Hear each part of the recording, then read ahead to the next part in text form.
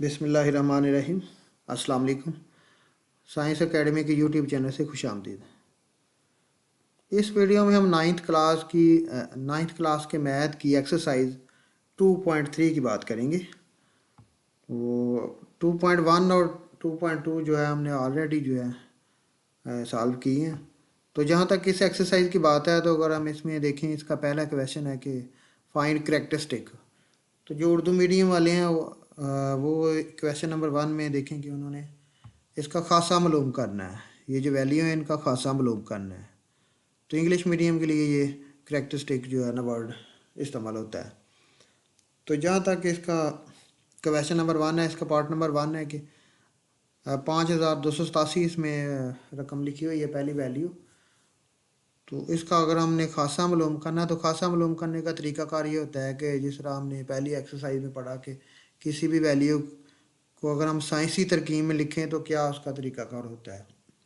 जब किसी भी वैल्यू को हम साइंसी तरकीब में लिखते हैं तो पहले फिगर के आगे जो है ना इशारिया हम लगाते हैं लेफ़्ट साइड से। जो भी पहला फिगर होता है ज़ीरो के अलावा, जैसे कि ये 5 है तो 5 के आगे जो है इशारिया आ जाएगा जब हम साइंसी तरकीब में चेंज करते हैं। तो अगर किसी वैल्यू में इशारिया नहीं है तो उसके लास्ट पे इशारिया काउंट किया जाता है। तो अगर 7 के लास्ट पे जो है इशारिया होगा तो इसको हमने देखना है कि कितने दर्जे चेंज किया है। 1 2 3 3 फिगर इसको हमने चेंज किया है। तो ये इस साइड पे रफ भी इसका गिवन है कि अगर हम देखें तो इसको 3 फिगर अगर हम चेंज करें तो इसकी 10 की पावर 3 आ जाएगा। यानी कि जितने दर्जे इशारिया चेंज करेंगे उतनी 10 की पावर आ जाएगा। तो जो 10 की पावर होती है ना, वही हमारा जो है ना खासा आता है करेक्टरिस्टिक। तो अगर हम इसको साइंसी तरकीब में चेंज करें तो जो वैल्यू भी 10 की पावर आ जाएगी वो इसका खासा आ जाएगा। तो इसके लास्ट में इशारिया होगा क्योंकि इसके दरमियान में इशारिया नहीं है। तो इसको हम 3 फिगर चेंज करेंगे तो जितने फिगर चेंज करेंगे उतना जो है इसका खासा आ जाएगा। अगर हम इसका पार्ट नंबर 2 देखें तो इसको 1 फिगर जो है इसका इशारिया चेंज करना पड़ेगा क्योंकि पहले फिगर के आगे इशारिया जो है इसका हम लेके जाते हैं। तो अगर पहले फिगर के आगे इसको पॉइंट को हम चेंज करें तो इसका मतलब है कि हमने 1 दर्जे जो है ना इसका इशारिया चेंज किया है। तो जितने दर्जे चेंज किया है वो इसका करेक्टरिस्टिक या इसका खासा आ जाएगा। तो अगर हम इसका पार्ट नंबर 3 देखें तो ये इशारिया जो है ये 5 के आगे लेके जाना है। तो इसको 2 फिगर जो है चेंज करना है। तो क्योंकि ये राइट साइड को चेंज हुआ है तो इसलिए इसका खासा जो है ये मनफी आ जाता है। तो अगर हम नेक्स्ट इसका देखें, इसका पार्ट नंबर 4 है तो इसका इशारिया जो है क्योंकि 2 के आगे लेके जाना है तो जितने दर्जे इसको चेंज किया है उतनी इसकी वैल्यू आ जाएगी, उतना इसका खासा आ जाएगा। तो अगर इशारिया जो है ये लेफ़्ट साइड को चेंज किया है तो इसका खासा जो है ये प्लस में आ जाएगा। अगर राइट साइड को चेंज किया है तो इसका खासा जो है ये मनफी में आ जाएगा।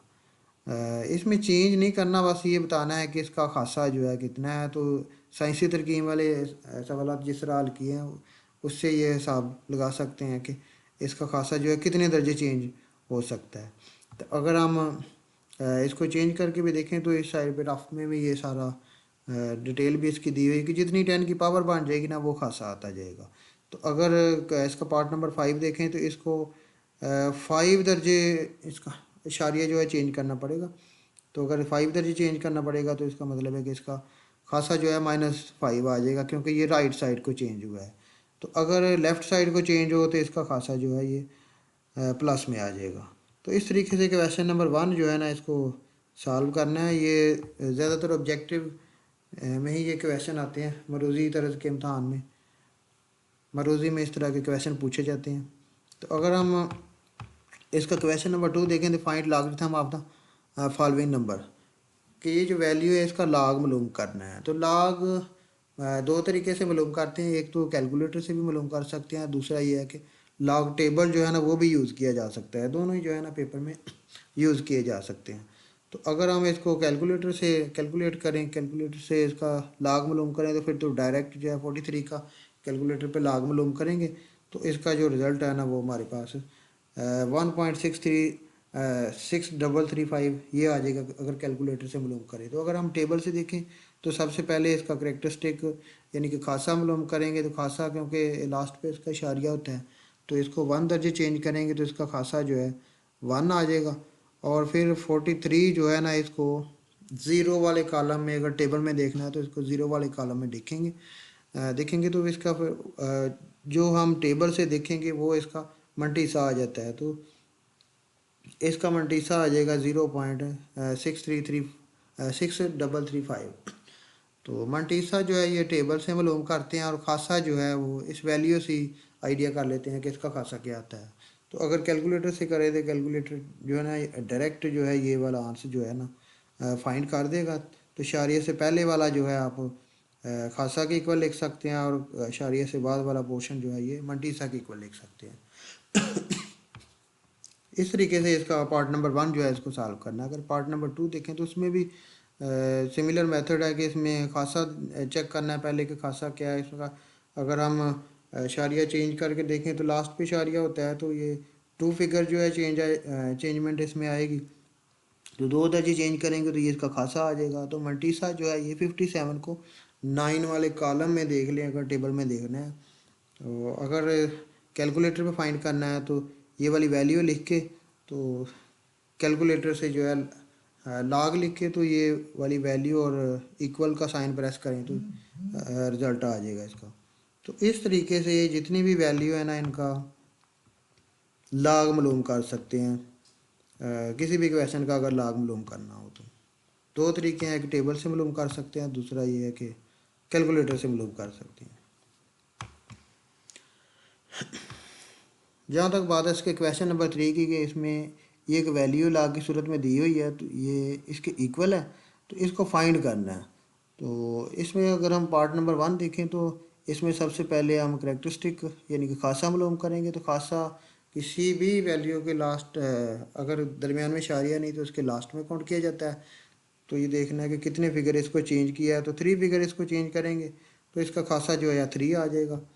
तो अगर हम इसको टेबल में चेक करना है तो फिर 31 को 7 वाले कॉलम में देखेंगे, और इसके बाद 7 वाले फ़र्क में देख के तो रिज़ल्ट में इसको ऐड कर देंगे। यानी कि 31 को 7 वाले कॉलम में देख के, तो जो रिज़ल्ट आएगा उसको 7 वाले फ़र्क में उसके सामने देख के तो वो इसमें ऐड कर देंगे, तो वो मंटीसा आ जाएगा। तो मंटीसा और जो खासा है ना इसको फिर इकट्ठा करके दोनों को लिख लेंगे। खासा जो है शारिया से पहले लिख लेंगे और मंटीसा जो है बाद में लिख लेंगे। तो इस तरीके से इसको टेबल से फाइंड कर सकते हैं। अगर डायरेक्ट कैलकुलेटर से फाइंड करें तो ये वाली वैल्यू कैलकुलेटर में इंटर करके तो इसका लॉग मालूम कर लें तो ये आंसर आ जाएगा। वो कैलकुलेटर से ज़्यादा इजी है, बाकी दोनों तरीक़ों से कर सकते हैं, टेबल से भी कर सकते हैं। तो इस तरीके से हमारे पास कोई भी वैल्यू हो तो उसका हम लॉग मालूम कर सकते हैं, कैलकुलेटर से मालूम कर सकते हैं और टेबल से भी मालूम कर सकते हैं।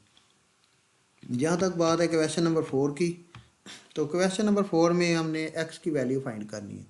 तो एक्स की वैल्यू फाइंड करने के लिए हमारे पास जैसे कि ये पार्ट नंबर 1 है, लॉग एक्स इज इक्वल 0.0065, ये एक वैल्यू है। तो जिस क्वेश्चन में भी ये कहा जाए कि एक्स की वैल्यू मालूम करनी है तो उसमें एंटी लॉग मालूम करते हैं।